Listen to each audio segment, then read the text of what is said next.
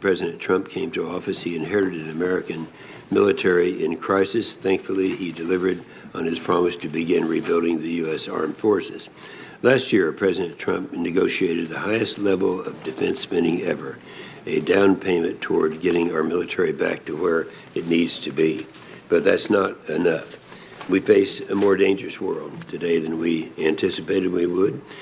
Since then, the Russian has invaded Crimea, backed Assad in Syria, sent mercenaries to Libya, and violated the INF Treaty.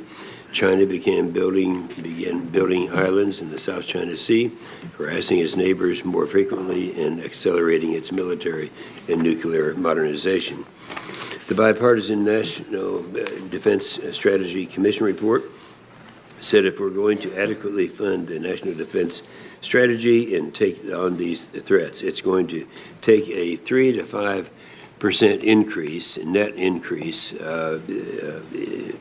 above inflation each year.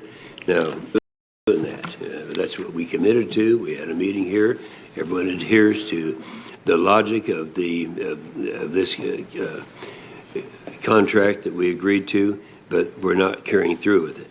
That should mean a budget request would have been, if we had adhered to that, 775 to 790 billion this year. Instead, we've got a budget agreement that provides 740.5 billion for all that we've got to do for our military defense. And that's not your fault, not you guys, but Congress needs to do more, be more realistic about what it's going to take to maintain a force capable of deterring and, if needed, defeating our enemies. We're trying to do more while spending less, and the math just doesn't work that way. That's why you've seen so many stories about how we can't buy necessary equipment. That's why we can't do the training that we need to do. That's why we can't give our troops the tools that they need to keep the peace. It's all in the NDS.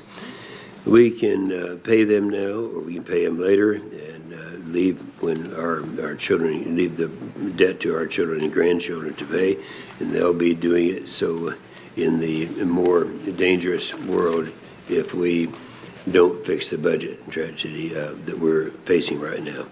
I know you've tried to do the best you can within the limits of what you've been given, and I appreciate that you're already have found a lot of savings, and you are to be applauded for that. That's hard to do with the decreasing budget which we have today. On that happy note, I look forward to continuing to work with you to make sure our troops have the resources they need to fight and win. Senator Reid. Well, thank you very much, Mr. Chairman. Let me join you in welcoming our witnesses today. Thank them for their service to the nation, and I look forward to their testimony. Before we consider the details of the budget requests, I'd like to address some broader concerns I have with the department. The National Defense Strategy Commission report released in November 2018 expressed significant concern about the balance of power between civilian and military leadership at the Department of Defense. Specifically, the Commission report stated, civilian voices have been relatively muted on issues at the center of U.S. defense and national security policy, undermining the concept of civilian control. Unfortunately, the situation has only gotten worse since the Commission issued its report. The Office of the Secretary of Defense is without Senate-confirmed leadership in many of its most important positions. In the Policy Office, of the 7 positions requiring Senate confirmation, there are only 2 confirmed individuals, and one of these is now serving as the acting Undersecretary.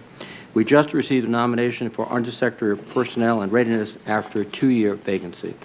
Then on Monday, the administration withdrew the nomination of Elaine McCusker to be the department's controller. These vacancies continue to challenge the department's ability to effectively respond to national security challenges and undermine civilian inputs into the decision-making process.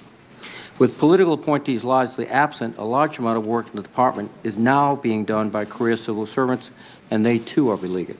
Congress shares the blame in adding to civilian workforce woes with headquarters cuts. However, pay freezes, hiring freezes, exemption from collective bargaining, and having career civil servants carry the weight of defending political decisions is likely to lead to a hollowing out of the workforce whose experience and expertise we desperately need. Furthermore, October 23rd of last year, not this year, I joined Chairman Inhofe and our House counterparts in sending you, Mr. Secretary, a letter expressing concern about the Department's failure to properly empower and staff the Office of the Assistant Secretary of Defense for Special Operations and Low-Intensity Conflict in order to fully exercise its congressionally mandated responsibilities for oversight and advocacy of Special Operations Forces. This is another position that has had an acting principal for more than half the administration, and it's unacceptable, frankly, that we still haven't received a response to our letter more than 4 months later. Now, turning to the budget request before us, the fiscal year 2021 budget for the Department of Defense seeks $636.4 billion for the base budget and $69 billion in overseas contingency operations funds, of which $16 billion is designated to pay for base requirements. In its base budget request, the Defense Department highlights resources targeted for the modernization of a more lethal force that is prepared for a high-end fight against near-peer competitors and to operationalize the national defense strategy, including investments in the space and cyber domains, the recapitalization of our nuclear deterrent, and the largest ever research and development budget for artificial intelligence, directed energy, and hypersonic weapons. The base budget request also supports the quality of life of our service members by sustaining family support initiatives and by authorizing a 3% pay raise. However, it is clear that the base budget request will not cover all the Defense Department's requirements. So once again, we have been presented with an overly generous use of the OCO account. I acknowledge that both Congress and other administrations have included elements of base funding in OCO accounts in the past, but overloading the OCO request with $16 billion worth of activities that truly belong in the base budget is difficult to justify. I would also highlight that this year's budget reflects the outcomes of the Secretary's defense-wide review. The Department submitted a report to Congress in January that stated, in an era of flattening budgets, it is more important than ever that we find creative ways to fund NDS-driven activities. The review identified more than $5 billion in savings from defense-wide programs that were deemed a lower priority or inconsistent with the priorities of the NDS. Ms. Secretary, let me commend you for taking this review on. It's a tough job, and you did it thoroughly, and you did it with quite a bit of energy.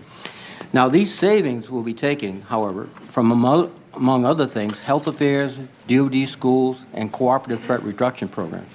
So I'm interested in hearing more about the analysis behind the programs that were cut or eliminated and the areas in which these resources were reinvested. Scrutinizing current programs to determine which ones support the Department's priorities and which ones should be reduced or eliminated is appropriate and necessary, and again, I commend you. However, it is somewhat disingenuous to argue that flat defense budgets have forced the Department to realign funds internally to support NDS implementation when the Department is making affirmative decisions to divert funding from NDS priorities.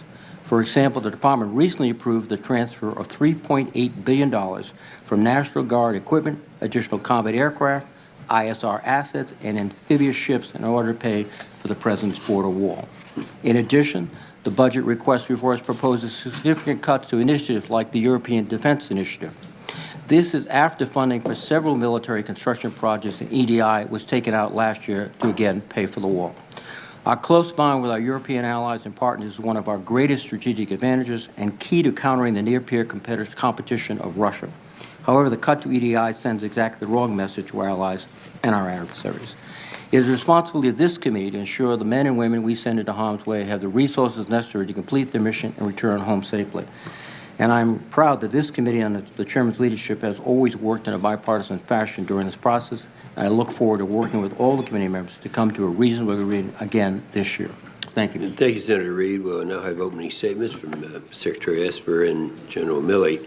Your entire statement will be made a part of the record, and you are recognized. Good. Thank you, Mr. Chairman. Chairman Inhofe, Ranking Member Reid, distinguished members of this committee, I appreciate the opportunity to testify in support of the President's budget request for fiscal year 2021. I'm joined today by the Chairman of the Joint Chiefs of Staff, General Mark Milley. The 2018 National Defense Strategy provides a clear roadmap for the Department of Defense to address the reemergence of long-term strategic competition from near-peer competitors China, then Russia. Throughout the Pentagon and across the Joint Force, the NDS guides our decisions and actions as we adapt the force to simultaneously contend with the threats of today while preparing for the challenges of tomorrow. We do this by increasing the readiness and lethality of our warfighters, strengthening our alliances and partnerships, and reforming the way the Department does business. Additionally, we have placed renewed emphasis on taking care of our service members and their families. The Department is grateful for the strong support provided in the FY20 NDAA and DoD appropriations, which allowed us to make vital investments in our military's modernization, enabled the creation of the Space Force, and provide our service members with the largest pay increase in a decade. Our continued success is contingent upon predictable, adequate, sustained, and timely funding, and I encourage Congress to pass a full-year spending package for all FY21 on time to avoid the debilitating effects of another continuing resolution. The Department's total FY21 budget request is $705.4 billion. This represents a minor increase from FY20 enacted amount of $704.6 billion, but does not keep pace with inflation. Given this flattened funding level, we were required to make many tough decisions to ensure our highest priorities were adequately funded. To enable our decision-making, we conducted a comprehensive defense-wide review aimed at reallocating resources from programs and activities that offer low return on investment relative to the goals and objectives of the NDS. Over a 4-month period, we conducted over 20 review sessions examining almost $100 billion in programs, agencies, and activities that make up the Fourth Estate. This review generated $5.7 billion in FY21 savings that were reinvested back into readiness and lethality efforts. Each of the military services is also instituting a similar review process across their budgets to achieve the same outcome of realigning resources and finding savings that can be reinvested into higher priorities. Additionally, I have initiated the process of conducting full reviews of all combatant commands to properly align our global military posture to the NDS. This effort will enable the Department to shift greater emphasis to our highest priority region, the Indo-Pacific, or allow us to return troops home to build readiness. Thus far, we have ongoing reviews of AFRICOM and SOUTHCOM and will expand to other commands over the coming months. My recent decision to deploy elements of an Army Security Force Assistance Brigade to Africa to replace units from an Infantry Brigade combat team is an example of how this process is enabling us to better match resources to the mission of each combatant command. The Department's FY21 budget request reflects the same disciplined adherence to the NDS. To preserve our overmatch, we have made significant investments into several critical technologies that will alter the future battlefield. Our RDT&E budget is the largest in our history and prioritizes hypersonics, microelectronics, 5G communications, autonomous systems, and artificial intelligence. We are moving forward with a long overdue recapitalization of the nation's nuclear triad, with key investments in the ground-based strategic deterrent, the B-21 stealth bomber, the Columbia-class submarine, and improved nuclear command, control, and communication systems, to name a few. We're also enhancing our missile defense capabilities to protect against the growing threat of advanced enemy missile systems. This budget request expands our capacity to defend our interests in space as we consolidate much of our space enterprise into the Space Force. It also advances the Department's cyber capabilities, allowing us to protect our digital infrastructure while disrupting covert foreign malign activity. This includes defending the integrity of our democracy by assisting in the security of our elections. Finally, in the traditional air, land, and sea domains, we are focused on modernizing our formations by divesting from platforms and equipment that are no longer suited for the emerging strategic environment. The Department appreciates this committee's advocacy of the National Defense Strategy, and we value Congress's guidance on reform. I now ask for your support so that we may fully implement our decisions and move forward with the investments needed to ensure America's military maintains our competitive advantage, continues to deter war, and preserves our nation's security. Thank you. Thank you, Secretary Esper. General Milley. Chairman Inhofe, Ranking Member Reed, distinguished members of the committee, thank you for the opportunity to join Secretary Esper here today. It's my distinct honor and privilege to represent the almost 3 million soldiers, sailors, airmen, Marines, Coast Guardsmen, and civilians of the United States Armed Forces, the best trained, best equipped, and best led military force in the world, and it would not be possible without your continued support. This budget is a strategy-driven budget. It is driven by the NDS, which you are fully aware of, and I fully support. We stand ready and capable to deter war, defend our homeland from attack, support our allies, and if deterrence fails, we are fully capable today to fight and win our nation's wars against any potential adversary anywhere on the Earth's surface at any time. But our competitive advantage has eroded, and no one should have any doubt about that. China and Russia are increasing their military capabilities to outmatch the United States and its allies in order to exert their global influence, and China's objective is to do that by mid-century.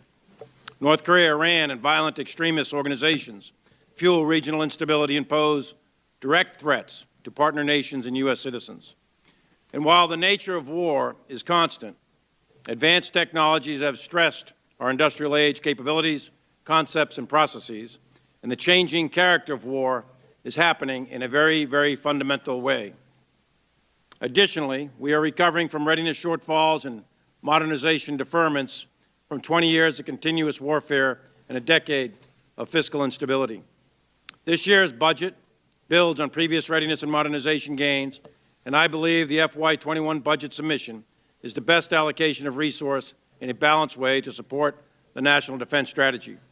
It builds a more lethal force, it strengthens allies and partners, and it reforms the Department for greater performance and affordability. It also prioritizes, as the Secretary said, the Indo-Pacific region to deter Chinese aggression, maintain stability, and ensure access to common domains in order to preserve a free and open international system, for which my parents fought for in the Second World War. It continues in Europe to counter Russian aggression, and it will continue to allow the United States military, in concert with our allies and partners, to deter provocative North Korea and Iran from aggressive action in their regions. And all the while, it provides money to continue our counter-terrorist operations in various parts of the world.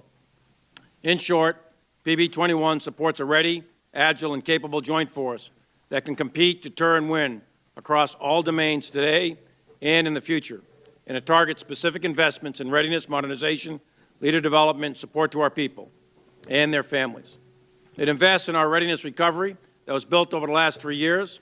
With this committee's support, all the services are scheduled to meet their readiness recovery goals in this FYDP. It funds modernization for great power competition across all warfighting domains, and it improves the safety, security, and reliability of our very critical nuclear enterprise. It invests in and stands up the Space Force and increases resiliency, deterrence capability, and warfighting options in both space and cyberspace. It funds joint all-domain command and control to improve our interoperability across all the services and with our allies. And it invests in the advanced technologies that the Secretary mentioned to address the more complex threats in the faster pace as the character of war changes. This budget also invests in our most valuable asset. The most valuable asset of the United States military is our people. It also funds the facilities, infrastructure, family support, and quality of life programs in a balanced way.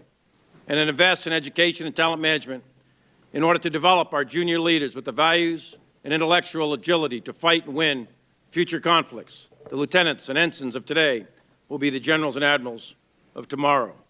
Ultimately, our military needs sustained, predictable, adequate, and timely funding to retain its competitive advantage in this era of great power competition, with the understanding that we must be good stewards of the resources entrusted to us by the American people and by Congress. I want to thank this committee for your continued support to all of our military, and I look forward to answering your questions. Thank you, General Milley. Because of a scheduling problem, we'll begin our questions with Senator Cotton. Thank you, Mr. Chairman. I appreciate your consideration. I have to go preside over the Senate in 10 minutes, known as presiding officer duty, which Lieutenant Esper and Lieutenant Milley could relate to staff duty back in their days. It's a duty, not an honor, and only the most junior personnel get to pull it. Secretary Esper, I want to commend your remarks at the Munich Security Conference about the threat that Huawei poses to the United States and our NATO allies. Unfortunately, it doesn't seem like all of our NATO allies got the message or agree with it.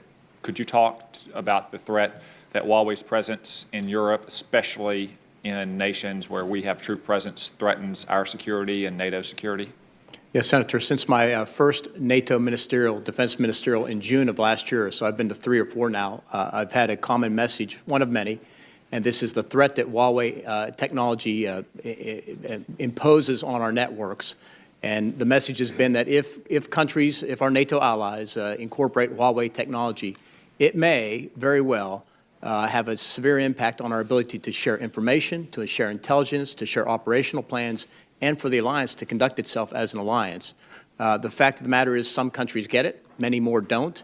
It's a continual process where we're trying to work, and I think we also need to work together, some countries, on alternatives to Huawei, because otherwise we will find the alliance compromised in due course. Should some of our allies in Europe move forward with Huawei and their networks, will we have to at least consider our force posture in those countries, given what it means for the security and privacy of our troops and their families? I think, Senator, depending on how they move forward, we're going to have to assess what they've done and how they've done it and make an assessment for each country, and then from there decide what we're going to do with regard to those things I mentioned, information sharing, intelligence sharing, and so forth. Okay. Last month, there were media reports that the Department of Defense had reservations about a regulation related to Huawei. The Commerce Department has proposed that regulation has now moved forward with none of those objections. Could you just make clear for us and maybe all the people that work for you directly what the Secretary's position is on Huawei? Well, I'm very concerned about Huawei and other Chinese technologies, so I think we need to take a very careful eye with regard to our export controls, Chinese technology in general, Huawei specifically, and I think we need to be very conscious of Chinese technology in our system. By the same token, I need to balance the equation, make sure we understand our own technology companies and ensuring that we have access to that as well. But overall, I'm very concerned about Chinese technology, espionage, cyber theft, you name it, that's ongoing and has been for many years in our country. Thank you. On the topic of espionage, let's turn to Russia and specifically the Open Skies Treaty and how they use that and how they cheat on it in their own country, specifically refusing to allow us to fly open skies flights over Kaliningrad, their strategically located enclave in Europe, and also around and near Georgia. Other witnesses in the past in front of this committee, like General Dunford, General Milley's predecessor, Vince Stewart, former head of DIA, have testified that Russia has been cheating on the Open Skies Treaty, that we don't get much benefit out of it as long as they're cheating, that even called it a relic of the past. Do you think that the Open Skies Treaty still serves United States interests, given the fact that Russia continually cheats on that treaty? Senator, they have been cheating for many years. I raised this at the defense ministerial last month with all of our NATO partners that we need to speak out more clearly about Russian noncompliance. You mentioned Georgia and Kaliningrad. Those are two good examples. We've also been denied access to military exercise overflights. There are some other issues that we cannot discuss in this session, which we should come and talk to you about. But I have a lot of concerns about the treaty as it stands now. So I noted that the President's budget did not include money to recapitalize the Open Skies Treaty aircrafts, the OC-135s, but I've also heard that there may be, as early as next month, the possibility of contracts announced to modernize those aircraft. What can you tell us about that use of funds? At this point in time, until we make a final decision on the path forward, I'm not prepared to recapitalize aircraft. I want to make sure we understand what the direction is. I would note that many of our allies that are in the Open Skies Treaty, and I've talked to them a lot, this is important to many of our NATO allies, that they have the means to conduct the overflights. We still have the means to conduct overflights. I was at Offutt Air Force Base just last week. I had a chance to walk about one of the OC-135s and talk to the crew and take a look at the aircraft. But at this point in time, we're holding until we get better direction. Good. Thank you. Well, thank you very much, Mr. Chairman. Again, thank you, gentlemen, for being here today. And, Mr. Secretary, let me return to some of my comments in the open statement about the vacancies in the department. There are two significant issues. One is I highlight civilian control of the military, which you need civilians to do that, and also institutional capacity. People who've been on the job have the credibility and the legitimacy of being confirmed and are not acting. Can you tell us why we have so many unfilled positions and acting personnel? I'm speaking for the chairman, I think has done a remarkable job of getting people through when they get up here. So could you comment? Yes, Senator. Let me first give you a rundown on the numbers. So of 60 confirmed slots, it was 58 until the NDAA was passed. We added 2 new space positions. So of 58, 39 are currently filled. We have 2 nominees waiting on the floor for a vote. We have 4 nominees in committee. We have 2 intents to nominate. We have 4 more that are right behind them.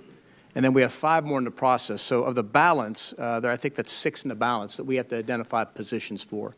Now, as you know, many of us have been in this town a long time. It becomes more challenging as you get into the 4th year of a first term in terms of finding people, and that is a challenge. And we have also have challenges with moving people through the process. These are long processes. So with regard to where we are, I don't think the situation is as dire as some may think. We have very capable people in the positions. I've gotten the chance to work with them both in the current role and my previous role as Secretary of the Army, and we have very capable capable DoD civilians, career civilians, who also help out. At no time have I had any concerns about civilian control of the military, to be frank. I know that's part of the NDS review. When I came in my first week or two on the job, I instituted a number of changes where the uniform and civilian leadership works together, sits together in weekly meetings. We together review our national defense strategy implementation. We together review op plan implementation or development. And we have a much better integration today between civilians and military than we did, I think, 9 months ago. In regard to the nominations that are coming up to us, I don't think I'm alone when I was surprised that Elaine McCuskey's nomination was withdrawn. From everything I've heard, she's a very capable and experienced individual. In fact, that's why she was nominated in the first place. To your knowledge, can you tell us why her nomination was withdrawn? Well, Elaine is a very capable and dedicated public servant, but the President has the right to choose his members who he's going to nominate. So it was a presidential decision, not a recommendation by you or anyone else in the Department of Defense? Well, it was a PPO decision at this point. I don't have any more fidelity at this juncture. Well, again, I think one of the concerns we go back to is that your role as Secretary of Defense, you should have a critical voice in all these nominations. That goes with the territory. Sure. And you should have it. And if you didn't have it in this case, I think that is a problem, which I hope we can address. The other area I spoke in my opening remarks was a SOLIC position. And you realize that over several years, through several NDAAs, we've tried to build up the capacity of the SOLIC to be a secretary-like individual. And again, we have someone who's an acting position. That's been since last June when Secretary West retired. So can you promptly provide a committee with a plan for implementing, not just getting a person in place, but making that person act like a service secretary?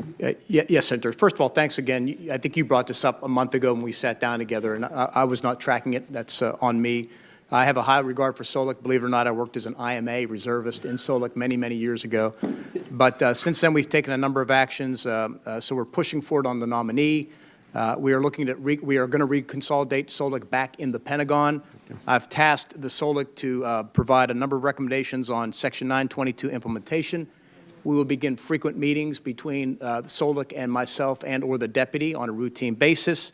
So we're, and then also committed to recruiting and retaining more talent in SOLIC. So I think we're taking a number of steps to integrate SOLIC and to achieve what was in law that you talked about.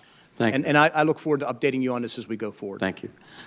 Just a different topic here, but due to exceptional staff work on both the majority and minority side, we discovered about 2 years ago that many of our allies were not paying for fuel, the Saudis and Emiratis, for example. It was about a $300 million bill.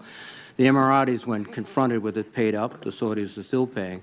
But just today, the GAO has released a report indicating that the department has failed to secure reimbursement for more than $1 billion worth of support to other nations. I have no time left, but can you briefly, very briefly, comment and also indicate what you're going to do to collect the money, basically? Yes, sir. I've tried to track that number down. I can't find the billion-dollar number. I am tracking that with regard to payments. They are caught up at this time. They've reimbursed us for approximately $113 million. There is still approximately $38 million outstanding in flying costs. But I want to pull the thread a little bit more on that billion-dollar number to make sure I'm not missing something, and that GAO report is helpful. Thank you. Senator Fisher. Thank you, Mr. Chairman. Mr. Secretary and General Milley, there's been a lot of reporting about the reduction in funding for the Virginia-class submarine in connection with the NNSA's budget increase. Critics of nuclear modernization are equating concern for the Navy's shipbuilding plan with opposition to funding the NNSA and are using some recent comments made by Acting Secretary Modly and also you, General Milley, to suggest that DOD does not support the current budget request for NNSA. Now, I share the concern for the Navy's shipbuilding budget, and Congress will have an opportunity to look at that, but I know that you are both very strong supporters of nuclear modernization. And also Admiral Richard was before this committee when he was here several weeks ago testifying that there was no excess margin in the NNSA's budget. So I just want to be clear on this. Do you both support the requested level of funding for nuclear modernization at the NNSA?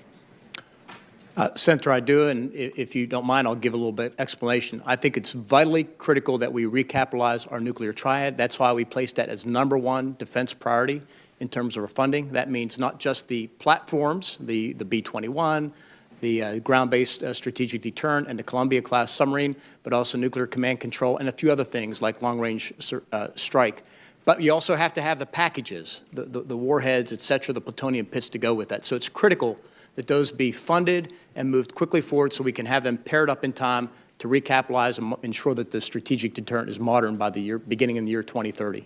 And there's no room for pausing Ma'am, the production? There is no room for margin. I've been working with our folks at OSD and Admiral Richard to try and actually build margin into our current fleet so that we have some room. But it's critical that we meet that timeline. Okay. General Milley? And I absolutely support fully funding the nuclear enterprise. I absolutely support fully funding the nuclear enterprise. It's the #1 priority. It's kept the peace, world peace, actually, from great power war for going on 7.5 decades. So I absolutely support that. I think what we're talking about is the Hask's testimony from last week. I was not involved in the decision to move the money from the SSN, but I fully support fully funding our nuclear enterprise. Thank you. I think it's important that the record reflect that. Mr. Secretary, Section 1039 of the 2013 NDAA requires the Nuclear Weapons Council to certify NNSA's budget and ensure it's adequate to meet requirements. Conferees clearly stated in the accompanying report their expectation that through this provision, the Nuclear Weapons Council will, quote, take an active role in shaping and reviewing the NNSA budget as it is prepared for submission to Congress and negotiated with the Office of Management and Budget during the budget review process, end quote. This year, the certification letter submitted pursuant to this provision read, quote, NNSA is unable to provide detailed budget information to support certification in advance of the budget release of the President's fiscal year 2021 budget request by the Office of Management and Budget.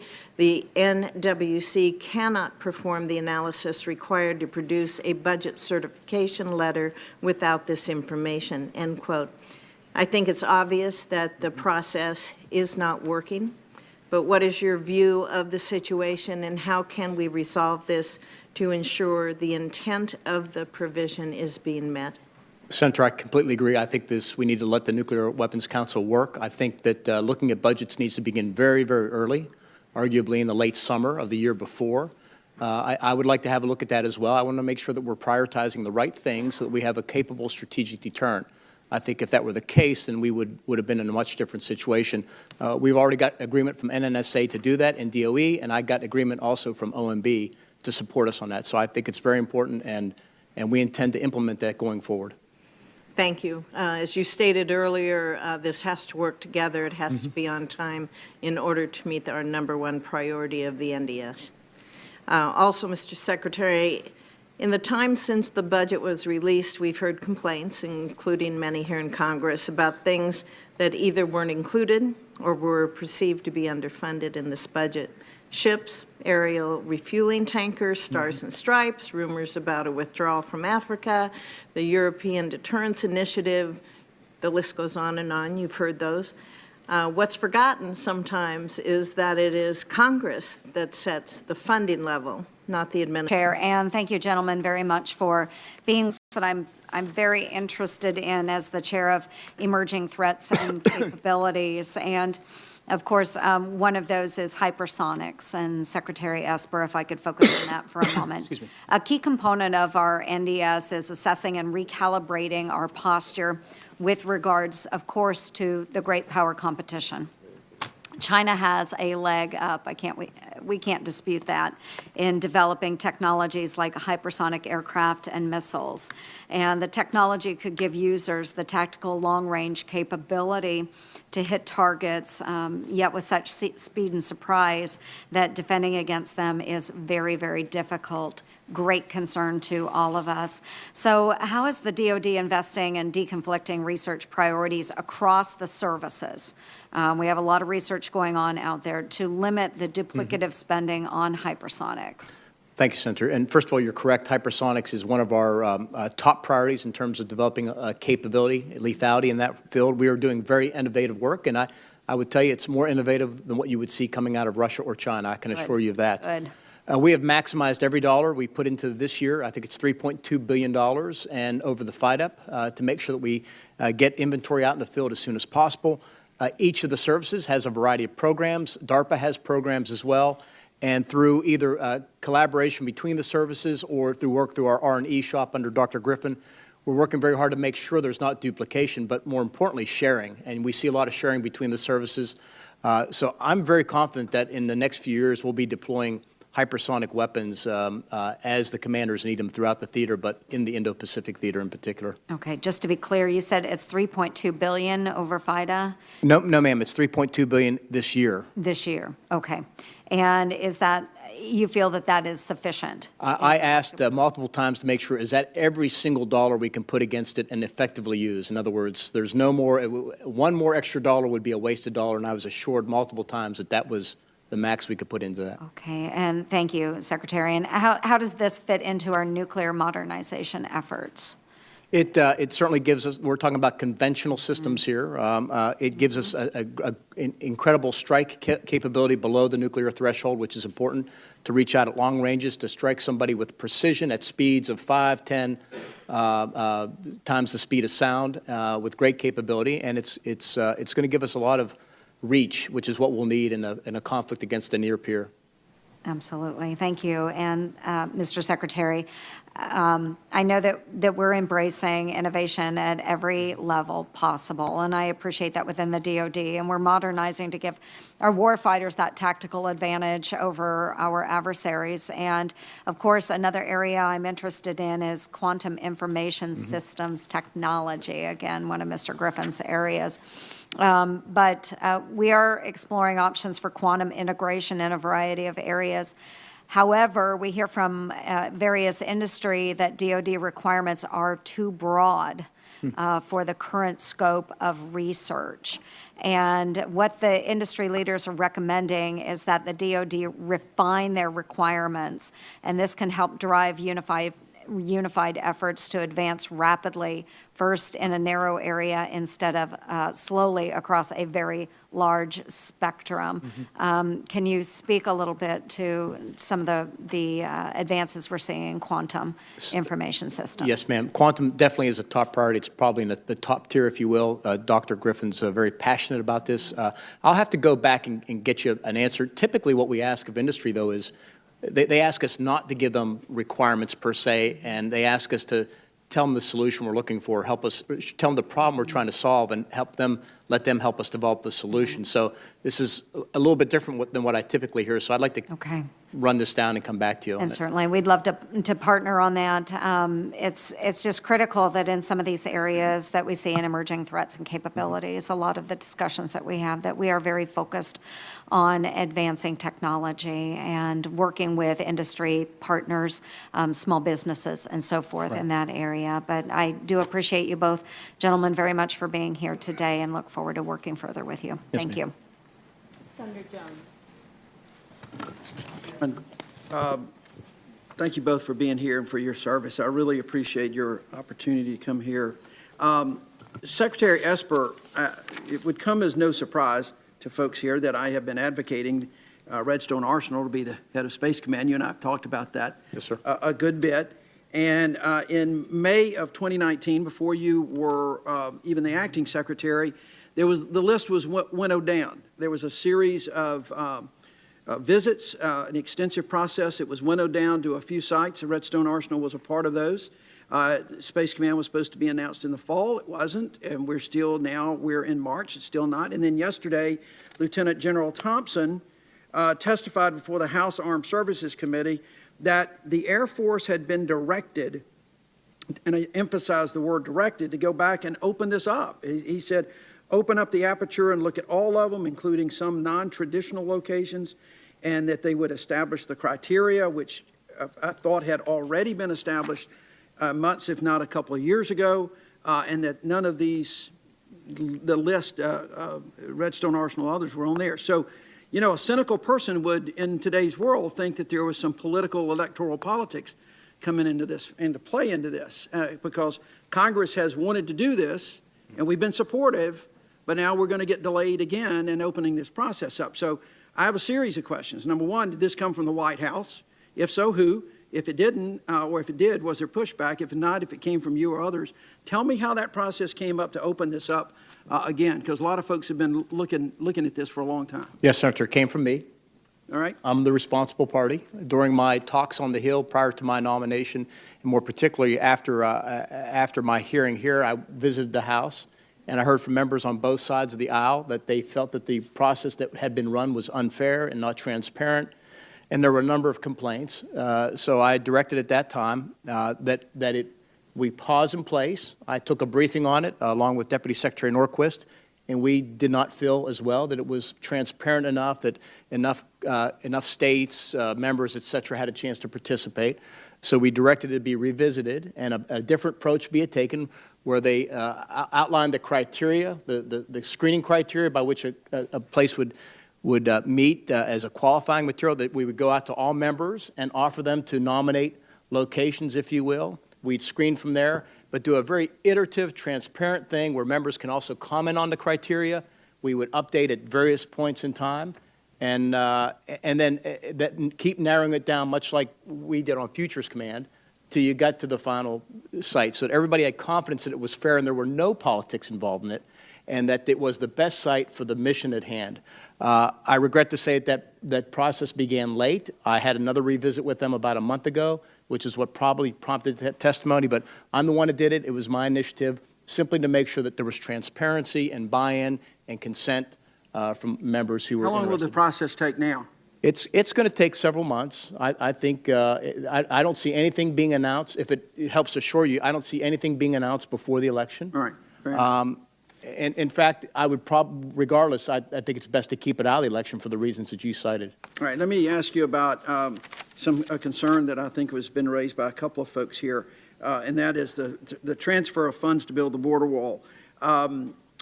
Taken out of that was $261 million out of Mobile, Alabama at Austell to build an EPF, which is, I think, a very, very important ship, and it was one that is in part of this transition. Austell, as you know, is the only shipbuilder that's delivering ships to the Navy on time and on budget. Was any consideration given to how that might impact folks like down in Mobile when these decisions were made?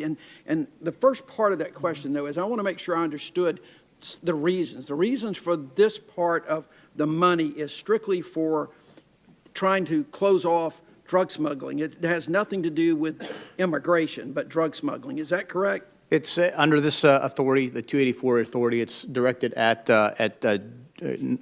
counter-drug, narco-trafficking routes, if you will, in support of DHS. That's the provision of law under which it falls. All right. And I'm sorry. Talk to me about Austell. Yes, sir. So what we tried to do in this process is to make sure that we could find, as best as possible, a way to look at the problem that was objective and apolitical, and that we could stand behind. And the staff came up with, as they looked at it, is the fact that the items that were either not requested in the FY20 budget or items that were early to need, either excess to need or early to need, was a very clean-cut line that did not take politics or anything like that into account, and was very objective, and that was the standard by which we went. I consulted with my service secretaries. The chairman consulted with the chiefs of staff, the joint chiefs, and that was the basis upon which we made the decision, recognizing fully that there are a lot of different players and equipment and things caught up in that, but that was the way we approached it. All right. Well, I will say, I'm out of time, but I will have some questions for the record, including maybe a little bit more of an explanation on the Space Command, and also a report on the current conditions of facilities used by the Senior Reserve Officer Training Corps Minority Serving Institution, another on the commitment to the Junior ROTC ROTC pilot program, scholarship program that we're doing, and also... Great program, by the way. Thank you. And also review and report about the Department of Defense Child Development Center. So I'll have those for the Yes, sir. questions for the record. Thank you. Thank you, Madam Chairman. Thank you, Madam Chairman. Thank you, Secretary and General, for your service, for your appearance today. Special thank you, Mr. Secretary, for your recent trip to Minot, and please thank Leah as well. It was an exceptional day for the airmen and missileers in Minot, and I hope you took something away from it as well. And since we're on the topic, and since I went there in the winter. So. Well, the fact you came in February does add to your street cred without a doubt, but you also got to see them at their best in the toughest conditions. Working with some very old equipment, as you noticed, no doubt, some very old airplanes flown and maintained by some very young airmen, and some very old missiles maintained by some very young missileers. And so we appreciate the priority of modernization, obviously. And with regard to the missiles specifically, you know, ever since the GBSD has been on, you know, on the planning board, I've pressed pretty hard about the timeline, and particularly knowing there are detractors here and there, and of course the, you know, the lack of competitive RFP added to that. If you could just give an update on GBSD, the progress, and what you see, if any, challenges there might be, and what, you know, what risks we run if there is a delay. Thank you, Senator. Yes, it's we continue to move forward on GBSD. It's vitally important as the land-based leg of the triad, as you know. What concerns me most is the same thing that I discussed with Senator Fisher, is we have no margin left with regard to the timeline. It's utterly important that we move out quickly. I share your concerns about lack of competition, so we're going to have to be very clever, and Undersecretary Lord is working out a number of ways by which we keep the pressure on the contractor to stick to cost and stick to performance and timeline to schedule associated with that, because there is no margin with regard to replacing that. We tend to have this recapitalization problem coming all together at around the same time.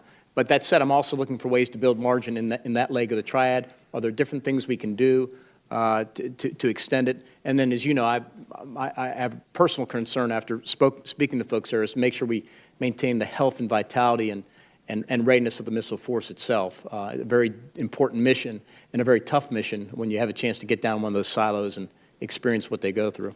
It is that. General Milley, with regard to this, I think the Secretary referred to the divest of some of the things of the past to invest in things of the future. We hear a lot lately in this budget about the risk associated with you know, getting from here to there, and the divestiture of some of those legacy systems. You know, one of the things that comes up often, of course, is the ISR demands in the theater. I think pretty much every combatant commander I've talked to says we're woefully short, and yet some of the legacy systems that are being targeted for retirement to make room for modernization include some very important ISR assets. And I'd be interested in sort of your take on all that, if you're comfortable with for example, Global Hawk, future MQ-9, whether the risk is worth it or what the risk might even be. Well, it depends on... You're off. Depends on what adversary or enemy you're talking about. So many of the ISR systems that we have today that are in very high demand are very, very useful against terrorists, insurgents, against fixed sites, et cetera. And they have clear penetration capability when there's no significant air defense threat or there's no other types of threats. If you're talking about great power competition, which is what this NDS talks about and what this budget is all about, that's a different type of ISR. So we're trying to divest ourselves of the ISR that is not particularly useful against a Russia or China or even high-dense air defense systems of an Iran or a North Korea, and invest in those ISR systems that do have penetration capability. And that's why you see some of the divest in order to invest. There's no need, it makes no sense to me to continue to buy stuff that isn't in alignment with the NDS. So it's a depends question on what your enemy is. With respect to the quantity or capacity relative to the COCOMs, you'll never find a combatant commander who has enough ISR. It's just not going to happen. We have been every single year, year in and year out, for 20 years, always been short of ISR. We continue to build it. You're never going to buy your way out of the problem. because it has to do with information and having to do with knowledge and decision-making. So we will always be chronically short of ISR. But the key, though, for the divest to invest is it depends on who you're going against. And we need to invest in the capabilities that are worthwhile against a China or Russia. Thank you, both of you. Thank you. Thank you, Madam Chair. Thank you, Madam Chairman, and thank both of you all for your service. I appreciate very much you being here today. Secretary Esper, I support the wall, and I have always supported the wall, but I really have a problem with the funding, which I think you all know our position on should be appropriated by us, and that's our job. The reprogramming of the $3.8 billion of appropriated funds to support the border wall, and the reason it troubles me is that $1.3 billion of that is taken out of the National Guard and the reserve equipment, and the National Guard is every one of us have an affinity with our National Guards. So how do we justify the disproportionate cuts to the Guard despite knowing the vital and ever-growing role in aspects of national security? I know about Homeland Security, but the Guards are frontline in defense and Homeland Security. Yes, sir. Thank you. I appreciate that. And I think with regard to your first remark, we would agree. Our preference would be that this be funded through DHS. Right. But that said, we are where we are, and DOD will support DHS in this regard. And as I was saying to Senator Jones, when we try to find a clear line, objective line by which to draw the sources, we came up with the one with regard to either early to need or excess to need. And as things popped out, it became obvious that the impact would be on the National Guard. It's no pleasure for me to have to make that decision as a former Guardsman myself, but we tried to not play. Well, you know, also, Secretary, you had said that your night court program has been very successful at freeing up money. Could nothing be freed up there on the night court?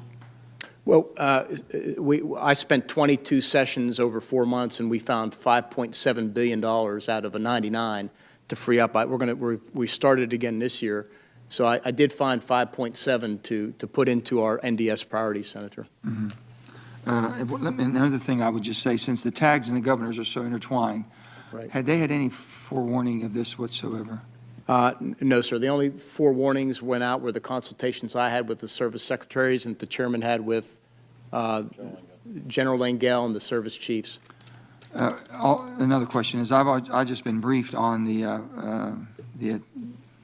Afghan fighting that's going on and our attacks from, is it today? I think the 4th. I just got briefed on that. Maybe you could bring me up to where we are in Afghanistan with the Taliban right now. Also, the peace agreement, do you think it might hold because it hasn't held very long? And what direction, what do I tell West Virginians and people that have been upset about promising releasing 5,000 enemy fighters? That did not go over well in the state of West Virginia. Sir, I'm not sure I can do it justice in 2 minutes and 12 seconds, but I'll say this much. It's my view, and I'll let the chairman, I'll save time for the chairman to speak, but my view is the best, if not only path forward is through a political agreement. We have an historic opportunity here. We signed on Saturday in Qatar. I was in Kabul at the same time. This agreement that lays out a framework by which we could proceed toward an eventual intra-Afghan negotiation. It's supposed to happen at this point 5 days from now. And the results so far have been mixed. What kind of signals do we get today? I'm pleased to see at least we supported and defended the Afghan fighters. We didn't just leave them. Which is allowed us under the document, under the agreement, to defend them. And it's the commitment I made to the Afghans when I was there on Saturday. Right. We will continue to defend the Afghans, support them. The Taliban, are honoring their peace in terms of not attacking U.S. and coalition forces, but not in terms of sustaining the reduction in violence. Our special envoy is over there now. He's going to pulling the parties back together. The critical thing in the next 5 days, few days, will be getting the conditions set for them to sit down with regard to negotiations. Do we see any retreat whatsoever once we hit the Taliban today from their aggressiveness against the Afghan fighters? You know, the chairman and I spoke to General Miller earlier on this. Do you want to comment?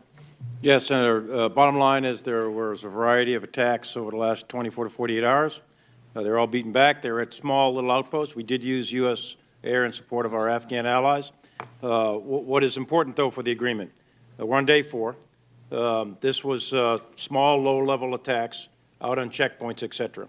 But the Taliban have signed up to a whole series of conditions, of which I believe The committee and all members of Congress have all the documents associated with this agreement. You can go through all of it. And of significance, there's no attacks in 34 provincial capitals. There's no attacks in Kabul. There's no high-profile attacks. There's no suicide bombers. There's no vehicle-borne suicide.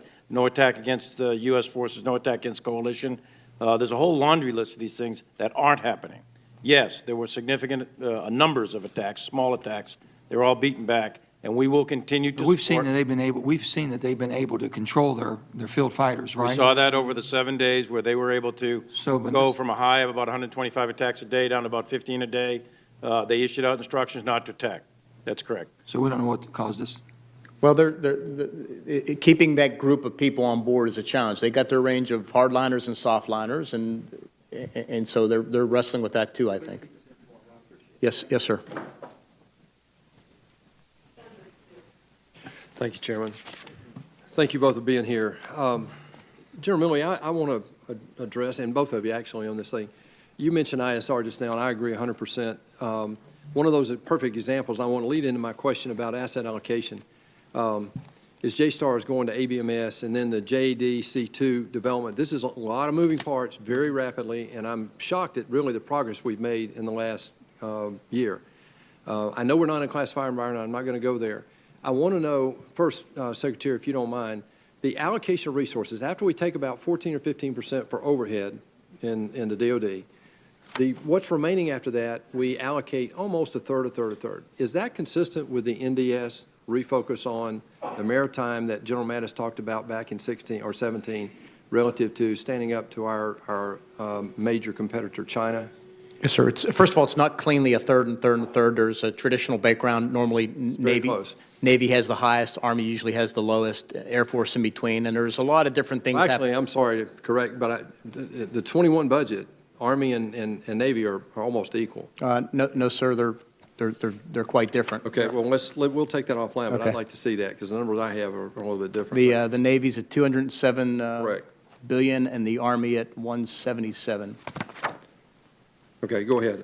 So anyways, that said, that is where it is. As the chairman and I have talked about this, we've talked about it with the chain of command. What we need to do, I think, is first of all update our war plans. They haven't been updated, and have op plans that are relevant in the post-NDS environment, number one. Number two, and the chairman's working on this, we need a new joint warfighting concept that takes into account all domains of warfare. The Joint Staff is working on that right now. I think once we have updated war plans, and we have a new warfighting concept, and we have a good sense of what future systems will look like, I do think we need to look at that reallocation. But to kind of scramble it up right now, I think would be premature. And that's a great characterization. I accept that. I have all the respect in the world for you too, and I'm not questioning your authority at all. I know this is a moving target right now. Mm-hmm. The shipbuilding plan, though, was due with the budget. I know it's on your desk, and I know that I think I understand all the reasons why it's a tough decision. You've got the Columbia-class requirement sitting right there as the #1 priority. I wouldn't argue with that at all. Mm-hmm. That's going to be about 25%, some years as much as 30+% of the total shipbuilding budget. But I want to highlight some numbers that are just shocking today. I mean, today China has about 345, I think these numbers are correct, 345 surface ships, ours to 295. Over the next 15 years, their plan right now, based on what we're seeing publicly, is they're taking it to 435, and we have a 355 plan that comes from 16. Is the 355 consistent with the NDS? And secondarily, is that being looked at seriously in the shipbuilding, the 30-year shipbuilding plan that we're going to see when it comes out of your office? Well, on the plan, I think the Navy's going to brief me sometime in the next few days on what their proposal is with regard to the plan. With regard to the number, I'll echo what the CNO says. The CNO says 355 is a number, but we need to look at effects and capabilities.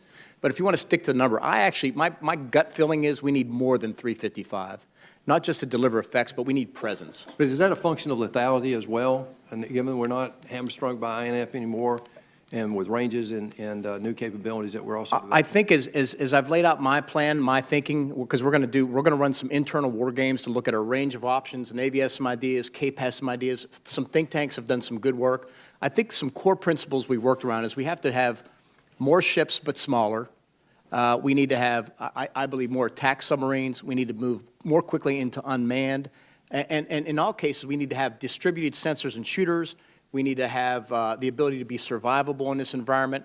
And there are a number of other things, but again, I was just meeting with the CNO and the acting secretary yesterday on this. But we agree that lethality is critical at range, but for the Navy, it's also presence. You have to have enough surface combatants available at any one time to have a presence to show U.S.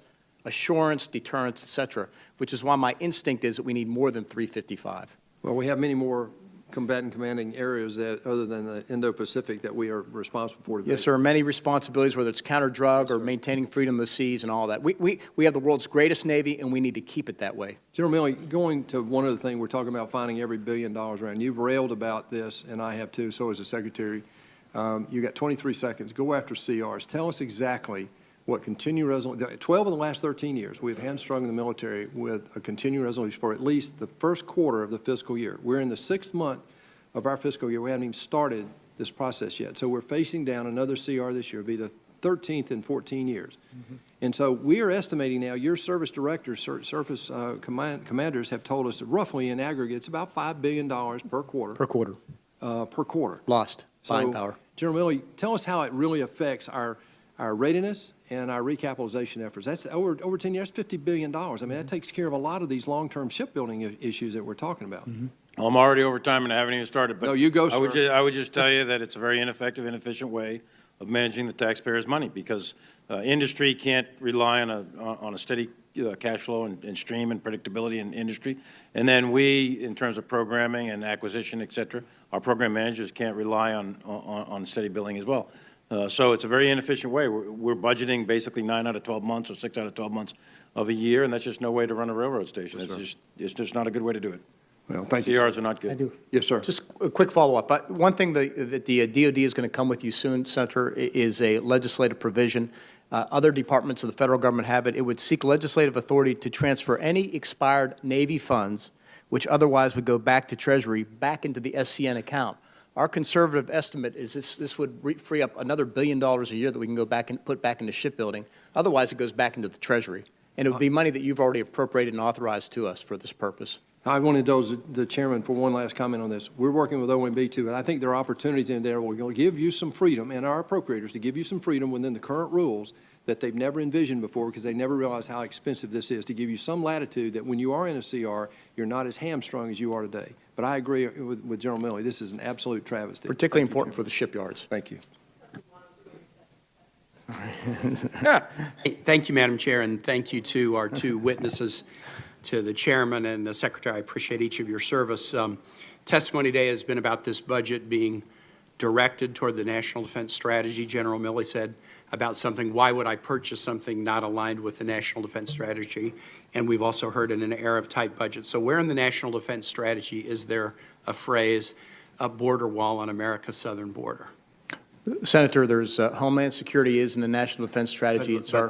It is, but is there a mention of a border wall on the southern border? I don't believe so, but nor is there a right. mention of dealing with floods and putting out wildfires and Right. helping people with I just hurricanes. read the NDS, and you're talking about this is a budget that is focused on the NDS. The National Defense Strategy has a 14-page synopsis. Mm-hmm. The border wall on the southern border is not mentioned. The southern border of the United States is not mentioned. There's one mention of a border in the 14-page public synopsis, and it is this: Russia has violated the borders of other nations. So when you come and tell me that this is focused on the NDS, I got a real problem with that. And I know that that's maybe above decisions or other people's decisions, but $6 billion came out of the Pentagon's budget last year, 3.5 for MILCON and 2.5 coming to the into the counter drug fund and then into the border wall.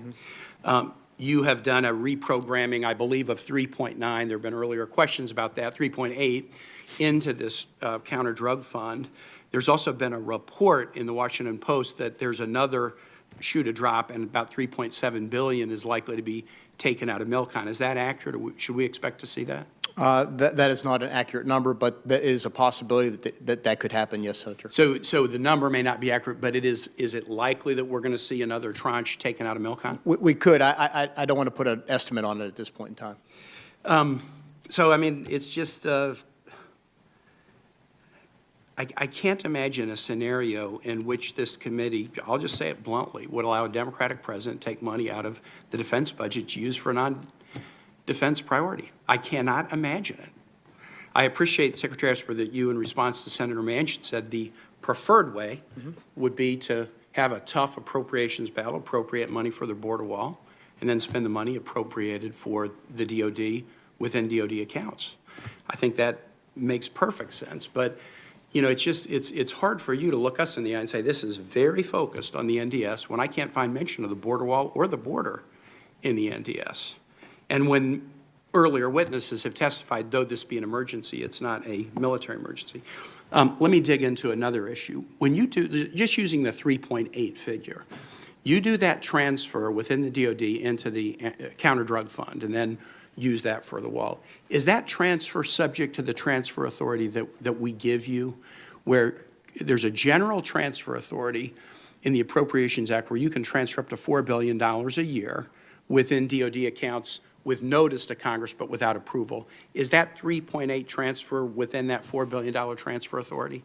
I think so, Senator, but I'd want to come back with you to affirm it. I'd love that, but my belief that it is too. So you have $4 billion of transfer authority. We're a few months into the fiscal year. It's often the case that transfer authorities are most needed at the end of the fiscal year, and you've used $3.8 billion of the transfer authority by the beginning of March, when we have a whole lot of months left in the fiscal year. So, for example, how much in the President's budget for DOD is coronavirus response if we need to maintain people in place on South Korean bases and on bases in Italy, bases in Germany, bases in other places around the world, our troops and our families? It's probably not in the PB, but that would be the kind of thing for which we give you transfer authority. But you've now almost bumped up against the limit of your transfer authority out of that $4 billion to build money at the wall, and we still have, 8 months left in the fiscal year. Isn't that right? Your assessment is correct, Senator. Would it make your job easier if we eliminated your transfer authority and said any transfer authority you had to come to us for permission? The $4 billion, you can do it without our permission. Over $4 billion, you have to get our permission. If we had said you can't do any transfers without Congress's position, would that actually help you? Because it would enable us to say, you got to get it through appropriations.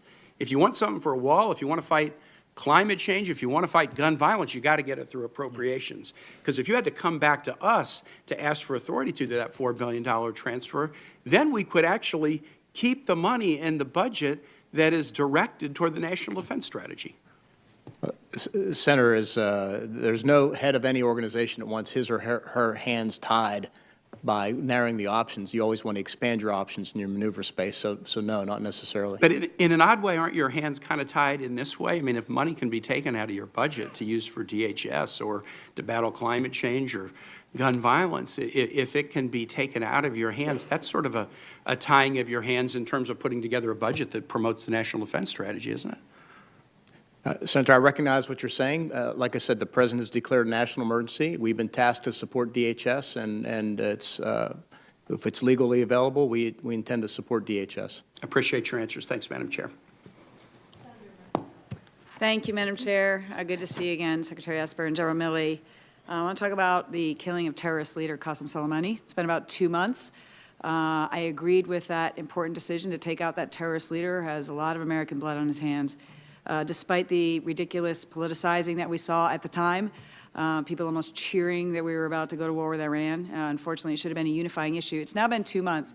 Can you share at all what you've seen? I believe that was a body blow. We heard from you and others that it was a body blow, the impact that that's having on Iran's terrorist activities, their threats in the region, their proxy forces, and the threat to us and Israel? I think, Senator, that as you all know, Soleimani, was a terrorist leader of a terrorist organization who killed many, many Americans, wounded thousands more, killed his own people, killed people throughout the region.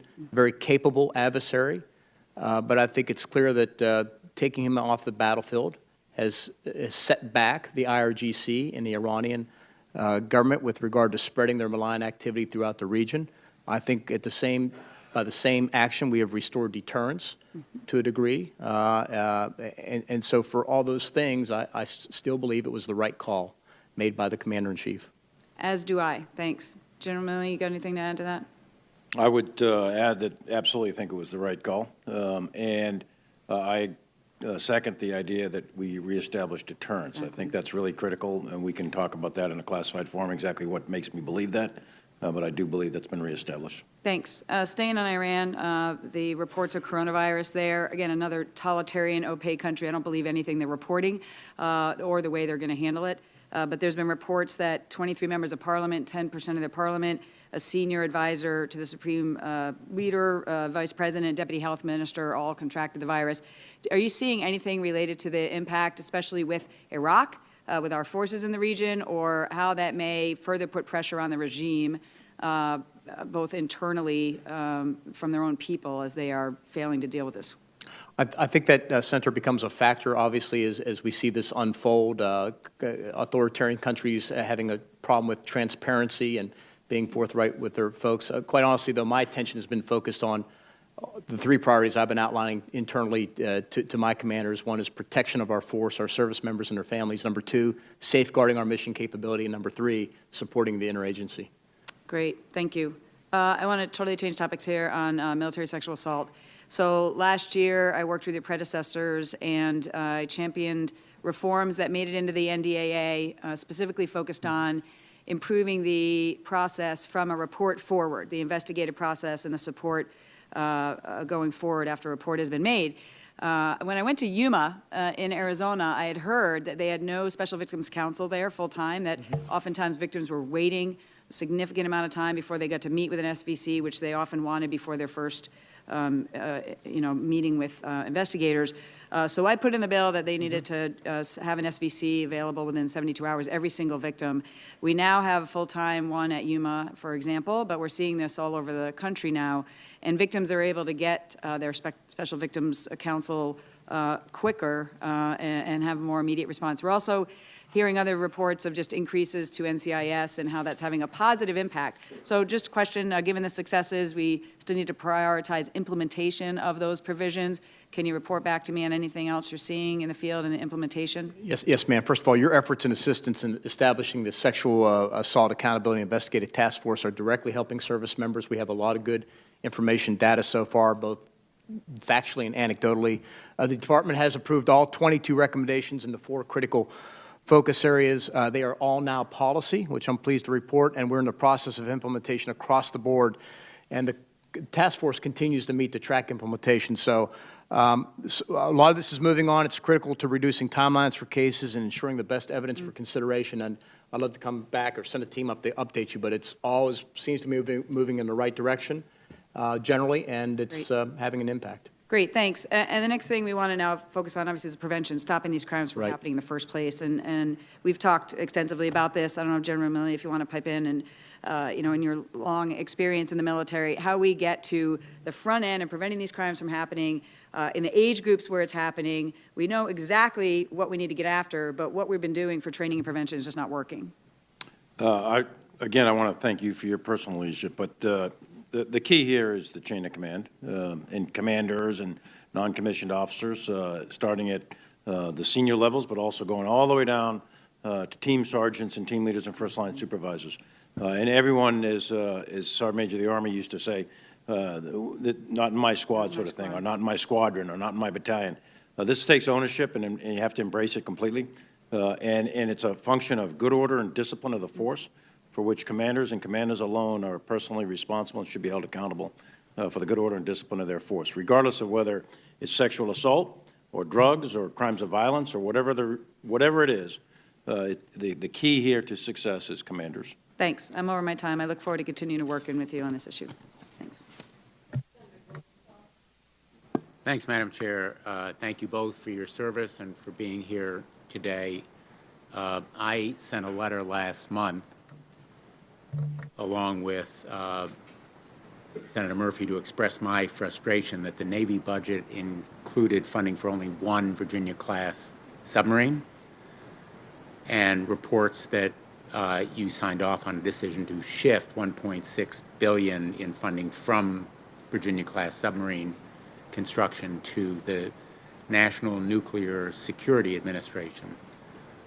I'm not here to ask any questions about it because I hope that you continue to believe, as you expressed when you visited Groton, the last time you were there, Mr. Secretary, that the undersea warfare superiority of the United States cannot and should not be compromised, that we need to meet the goals for submarine production, and that hopefully 2 Virginia-class submarines for FY 2021 will be accomplished. But I'm concerned also about the delay in delivering the force structure assessment and 30-year shipbuilding plan that apparently is still on your desk or somewhere in the Pentagon for approval. I expect that both will be delivered to Congress and the Navy as soon as possible, both in a classified and unclassified version. I hope that's true. Would you confirm that it is?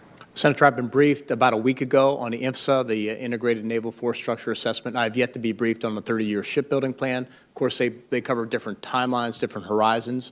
But what I want to do is step back and look at not just one view in terms of the future fleet, but I want to take in a range of views. So I regret that it's late. I don't have a good reason why. But what I want to do is give you a full, good assessment of what I think the future is. And I'll give you a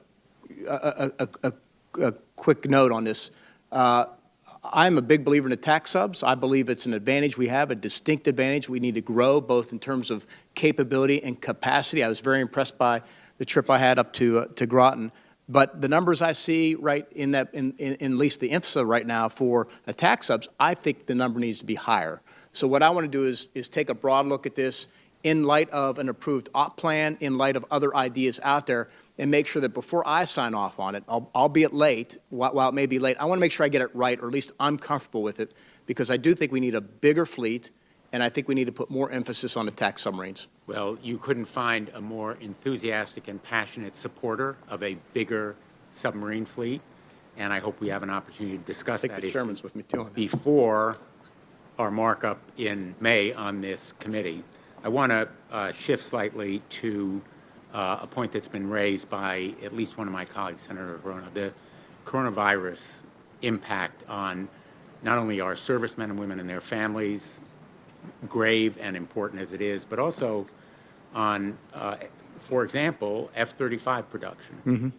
Right today, the supply line in Japan was completely shut down.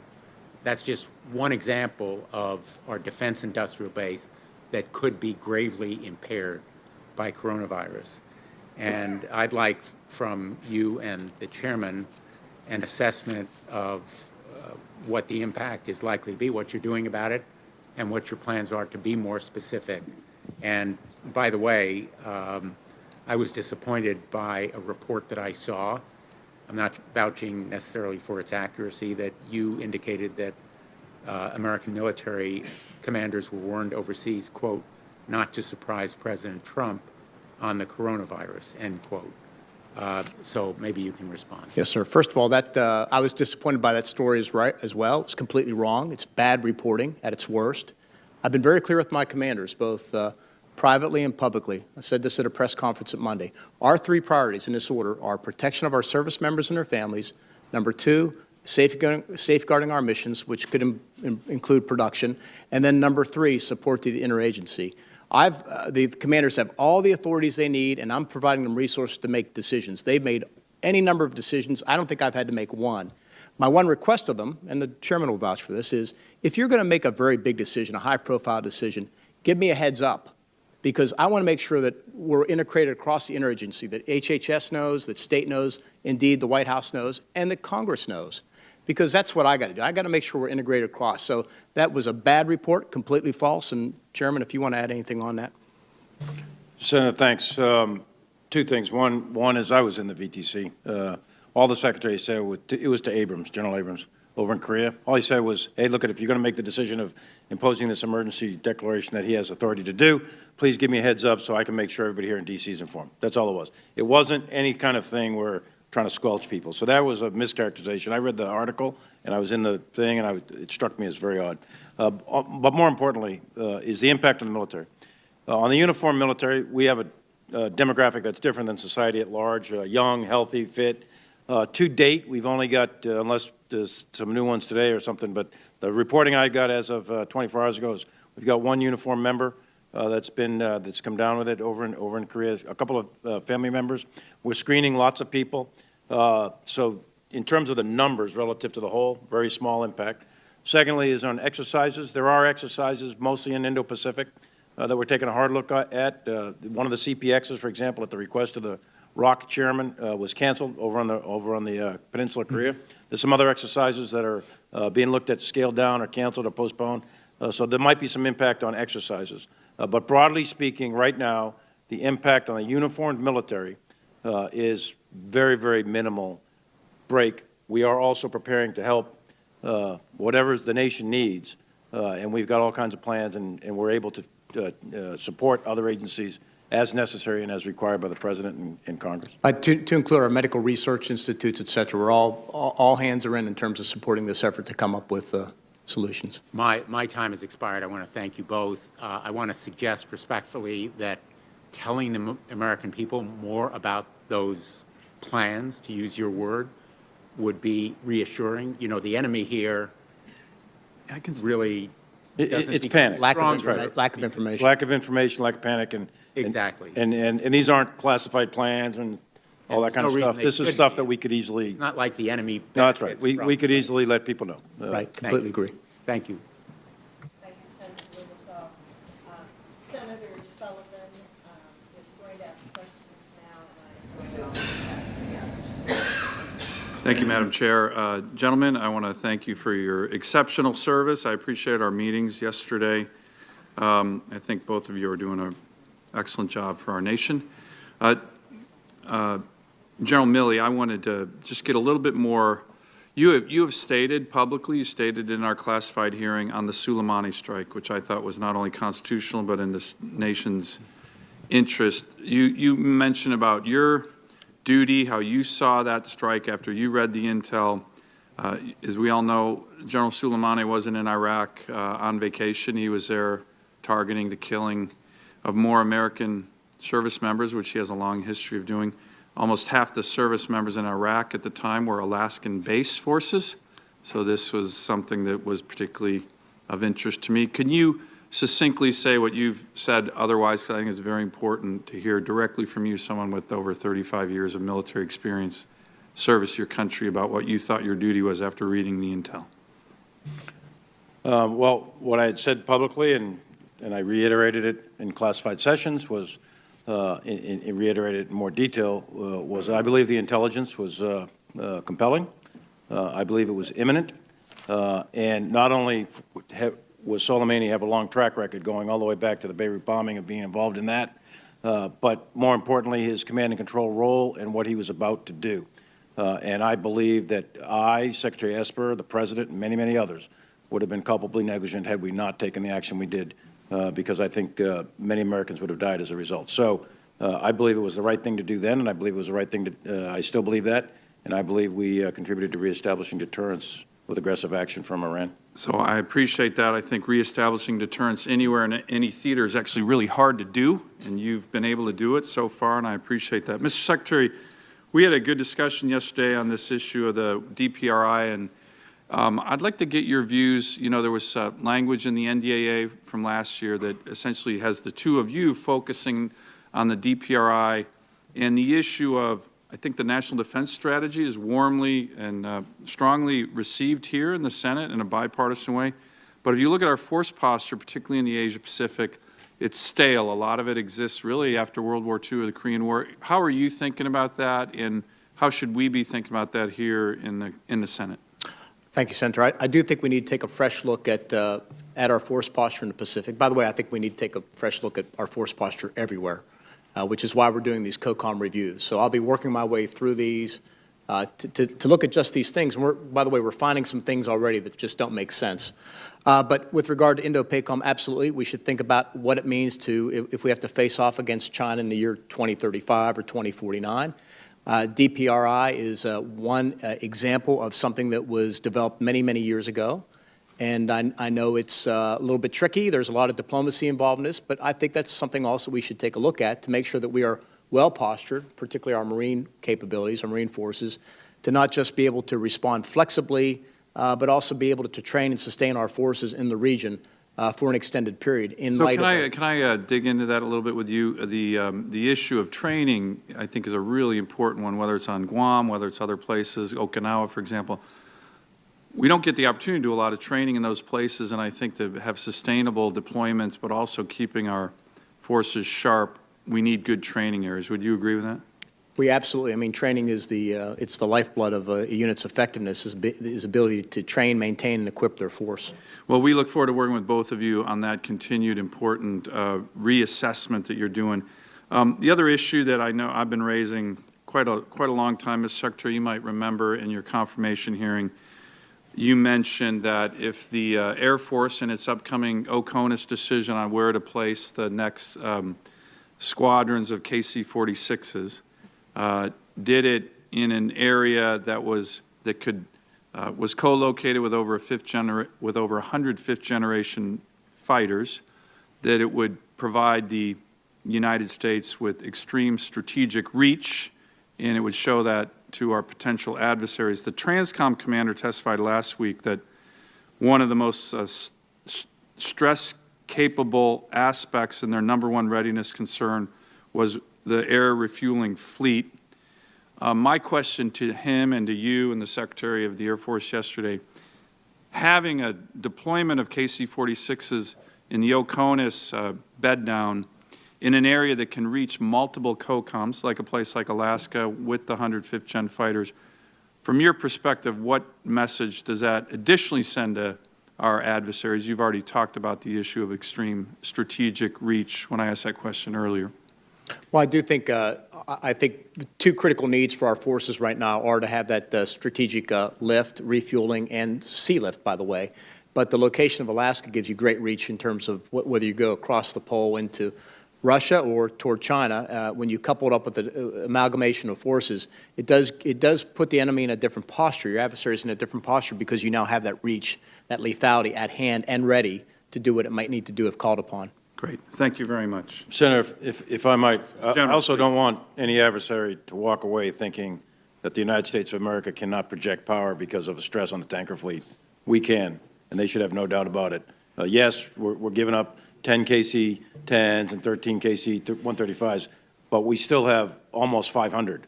We can get there firstest with the mostest, and no one should doubt that. But certainly one of the best ways to relieve the stress is to have tankers in places that can reach several COCOMs. But we can get there. Thank you. I don't want anybody to think we can't. Thank you. Senator King. Thank you, Mr. Acting Chairman. I appreciate it. I know you're going to ask a question on the Arctic. So I am, as a matter of fact. Excellent. You left it for me. Secretary Esper, first I want to thank you personally for the participation of the department in the National Cyber Solarium process. Over a year, we've worked very hard. Ken Rapuano and David Norquist made significant contributions in intellectual firepower and criticism and thoughtfulness, and I just want to thank you for your authorization for that participation. It was very meaningful. Thank you, Senator. I'm very encouraged by that, by all that too. There's a lot good coming out of it. Well, we'll be releasing our report next Wednesday, as a matter of fact. And, great. And I think it's a good piece of work. And indeed, we've spent a whole session here and really haven't talked about cyber, which is an essential. That's not the right word. A very real domain of warfare today, and that's what we'll be talking about extensively next week. So I just wanted to thank you. Thanks. And we're in cyber competition, if not conflict, every single day. Exactly. We're at war today. Yes, sir. General Milley, I guess this is a question for both of you. I'm very concerned about a gap in defense against hypersonic weapons. Both of our principal adversaries, China and Russia, have developed these weapons, have actually deployed them, and this puts at risk particularly our naval resources. Talk to me about what we're doing to counter that threat. Senator, as part of our hypersonics research, we are putting money into defensive systems. One of the early things that we know we need that money is going directly into is a low Earth orbit missile tracking system, if you will, that would be able to track hypersonic systems moving through the atmosphere. Because one of the problems with hypersonics is they don't leave a radar signal. They move so fast, they create a plasma shield, so we need the tracking. You need a lower, we've determined that you need a LEO tracking system to do that. So that's one of the priorities of our R&E efforts to do that. And then, of course, you have to figure out the effectors by which you would knock one out of the sky if you want a variety of things that we're exploring. But it is critical to have that defense because it is such, the maneuverability, the speed, the effectiveness of these systems is remarkable. Two things, Yes, sir. Senator King, on that. One, on the defense, if you can be seen, you can be hit. And there is no defense against hypersonic. It goes 5 to 10 times the speed of sound. You're not going to defend against it. So what you have to do is be invisible. And there's all kinds of techniques and procedures that we're working on in order to make our forces very difficult to see from an acquisition standpoint of enemy radar. So that's on the defense. On the other part, you're not going to shoot the arrow. Those things going so fast, you're not going to get it. Right. You got to shoot the archer. You got to go deep downtown, and you got to get on the offense. If you want to defeat hypersonics, you got to go to the source, the launch pads, And you the have to have firing the units. ISR in order to That's know right. You where got to have the ISR to get in there. And if you're launching hypersonics at the United States, then you're going to war with the United States, and you're going to pour it on with mass and firepower and fast and hard. But I thought you made an important point earlier in the hearing where you talked about ISR. We've sort of had a vacation on ISR. That's right. Because we've been acting against enemies That's that right. don't have any air that- capacity. It's a whole different ballgame when we're talking about peer state competitors. That's right. And you want to invest in ISR that can penetrate Right. the airspace of these great power competitors. It's also why we talk, as I've laid out, the shipbuilding principles, if you will, going forward is, and the Navy agrees with this, is a move away from very large platforms into smaller platforms, a more distributed force, so that you complicate the enemy's plans, particularly with regard to the employment of hypersonics. Well, you raised shipbuilding. We talk about the Indo-Pacific as being the most important region. We talk about the national defense strategy, and yet the budget talks about knocking out 4 destroyers and I think an amphib in the future plan. How was that decision made? How firm is it? Can we revisit it? I want to get a little bit of thoughts on that. By the way, the other thought is, we're doing this recapitalization out of operating costs. In any other organization, you'd have a capital budget, and you're building 40-year an asset. A Columbia submarine is a 40-year asset, and yet we're building them out of cash flow instead of some kind of long-range attributed to the cost over the life of the object. To get back, talk to me about Yes, sir. the shipbuilding. Well, as I said earlier, I think we need, to me, I don't focus as much on the number, but that number 355 is out there. I think we need to have a fleet larger than 355. My gut tells me that. I'm convinced of that. Senator Perdue had a chart this morning at the Sea Power Subcommittee that if you saw it, that it shows what China's doing, you'd feel vindicated. Yes, sir. But we do have a qualitative capability over them. There's some other things out there. Sure. But nonetheless, if it's not just capability and lethality, it's presence. You have to have the presence. And so I do think we need to get on that path. I think there are a number of things that we need to do. First of all, I completely support what the CNO did. The CNO decided to reallocate $4 billion or so out of SCN and put it into O&M to get readiness up. We have a readiness challenge. It's been well The documented. ship's no good if it's in the dock. Yes, sir. And I think the GAO said last year in 2019, due to maintenance challenges, the equivalent of 19 ships didn't go to sea. And so we got to fix the readiness challenge and then put more money into shipbuilding. If we can get the legislative approval changed, Secretary Milley's digging in deep. He's doing what the Army and Air Force did to find $40 billion over 5 years. That'll free up a good chunk of what they think they need. And then we got to get this higher top line moving in the right direction. Well, but we also have to, what worries me about what you're talking about, and I'm sorry, I know I'm over time, but I worry about you can't turn the industrial base off and on with a switch. And if we drive it